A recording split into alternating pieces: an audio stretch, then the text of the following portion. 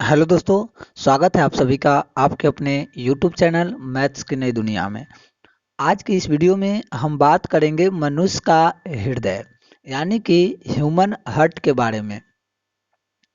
आपको वो सभी जानकारी मिल जाएगी जो इससे रिलेटेड है। और अगर आप 10th क्लास हो या 12th में हैं आप, या आप अगर BSc में हैं, या आप किसी कॉम्पिटिटिव एग्जाम की तैयारी करते हैं, तो ये सभी क्वेश्चन आपके लिए बहुत ही इम्पोर्टेंट है। पूरे ह्यूमन हार्ट के स्ट्रक्चर, लोकेशन, क्या क्या काम है, कैसे काम करता है, वो सब कुछ मैं इस वीडियो में आपको समझाने वाला हूँ।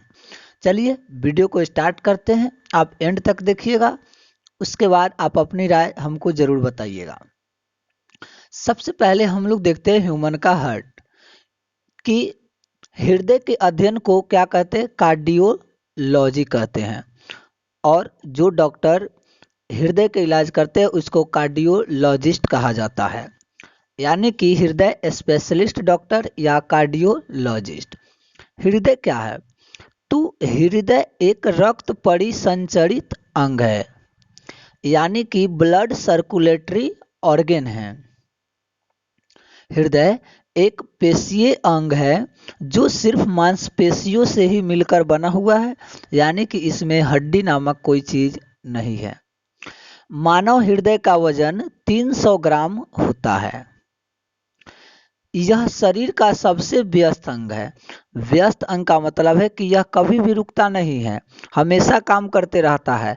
अगर आप श्वास लेना कुछ देर तक बंद भी कर देते हैं तब भी ये धड़कता ही रहेगा। छोटका बचवा यानी कि शिशु का हृदय 20 से 25 ग्राम का ही होता है। मेल का जो होता है हार्ट का वजन 280 से 340 ग्राम, फीमेल का 230 से 280 ग्राम। अब बात करते हैं लोकेशन की। लोकेशन क्या है? तो यह कहाँ पे स्थित है? हृदय या वरण नामक थैली में सुरक्षित रहता है। हृदय कहाँ? तो छाती गुहा वाले भाग में स्थित है। जो आपको ऊपर हड्डी दिखाई दे रहा है फेफड़ा, तो उसके अंदर ये स्थित रहता है। फिगर ये है आपका, ये ह्यूमन हार्ट का फिगर है जो ऐसे बंद मुट्ठी के आकार के होता है। बंद मुट्ठी के आकार का मतलब है नीचे क्या है, सिकुड़ा हुआ, ऊपर फैला हुआ है। ठीक है। इसमें 4 चेम्बर होता है। आप यहाँ पर देख रहे हैं लेफ्ट राइट लेफ्ट राइट। ठीक है। ऊपर वाला जो होता है वो आपका है 4 चेम्बर में दायां निलय, दायां आलिंद, बायां निलय, बायां आलिंद। अब देखिए ये इस तरफ लेफ्ट का दूगो है, इस तरफ राइट का दूगो है। तो आपका हो जाएगा दायां निलय और इधर दायां आलिंद, इधर हो जाएगा आपका बायां निलय और इधर हो जाएगा आपका बायां आलिंद। अब इस 4 चेम्बर को हम लोग समझ लेते हैं। दायां आलिंद, दायां निलय, बायां आलिंद और बायां निलय, 4 पार्ट में हमारा जो हृदय का चेम्बर है वो बटा हुआ है। यहाँ पर बायां आलिंद, दायां आलिंद, बायां निलय, दायां निलय।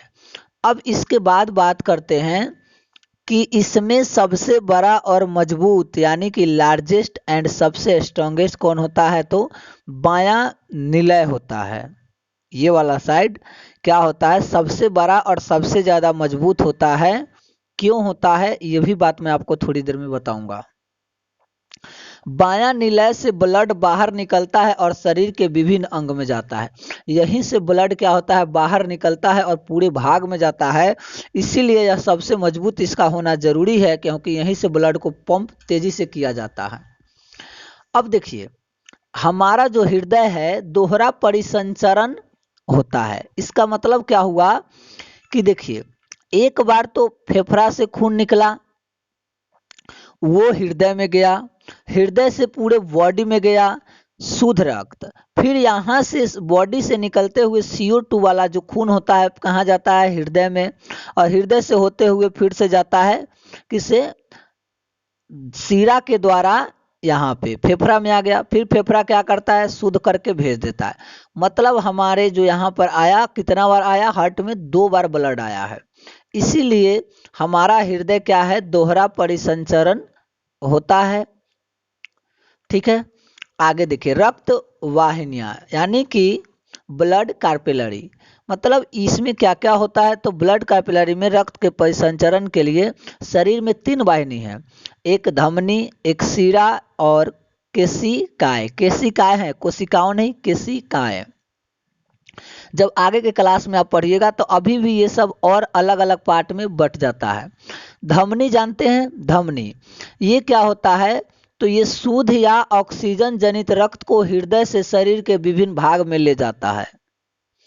आप कहिएगा याद कैसे रखेंगे, तो इसका इंग्लिश में होता है RTH। ऐसे देखिए, इसका मतलब है एक जगह से लेकर पूरे नीचे भेजता है, मतलब शरीर के विभिन्न अंगों में भेज देता है। शिरा जानते हैं, ये अशुद्ध रक्त को हृदय की ओर ले आता है। यहाँ पे एक बात नोट करना है कि एक जो धमनी है, फुफ्फुस धमनी अपवाद होती है, जो अशुद्ध रक्त को हृदय से फेफड़े की ओर ले जाती है।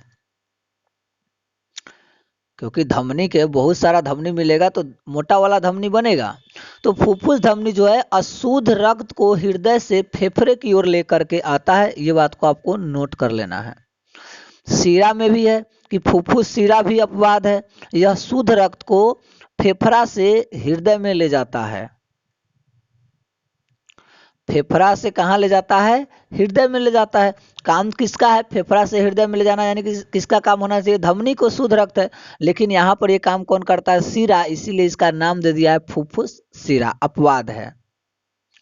अब है ब्लड कैपिलरी, मतलब रक्त केशिका। ये अत्यंत महीन रक्त नलिकाएं होती है। कभी आईना में आप अपना आंख देखिएगा तो आपको छोटा छोटा जो दिखाई देता है ना केशिकाएं, उसी को कहते हैं। ये धमनी शिरा आगे जाकर के केशिकाएं में बट जाती है, और जहां से मेन निकला होता है वहां से मोटा धमनी या मेन धमनी होता है। ठीक है, अब इसी के साथ देख लेते हैं ब्लड प्रेशर।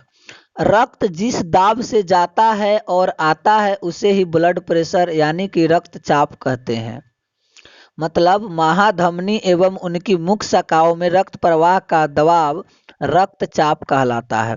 रक्त दाब कैसे नापते हैं, तो सिस्टोलिक प्रेशर, मतलब जितना स्पीड से ब्लड गया है, बट्टे में डायस्टोलिक प्रेशर, मतलब जितना स्पीड से ब्लड हृदय में आया है, दोनों के अनुपात को बीपी कहा जाता है।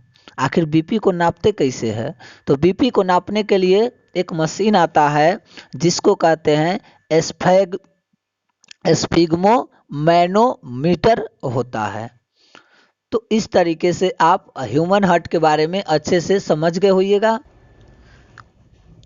कुछ और बातें हृदय के बारे में जान लेते हैं कि एक बार हृदय के धड़कन में मात्र 70 ml ब्लड ही अंदर जाता है, और मनुष्य के शरीर में औसत 5.5 लीटर ब्लड रहता है।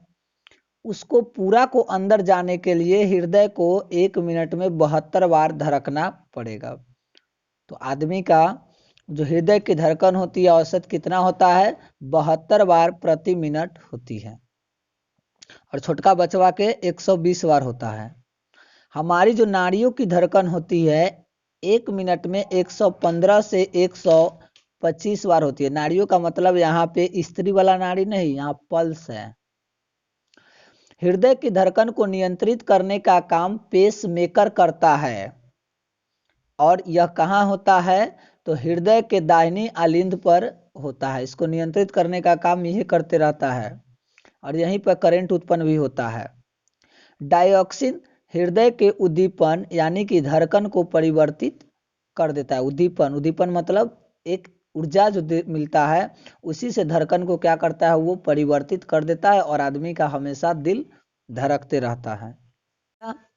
और मुझे पूर्ण विश्वास है कि आपको किसी भी प्रकार का दिक्कत नहीं होगा। अगर होगा तो आप कमेंट कर दीजिएगा, और वीडियो अच्छा लगा होगा तो लाइक कीजिए, चैनल को सब्सक्राइब करना बिल्कुल नहीं भूलिए। Thank you watching for this.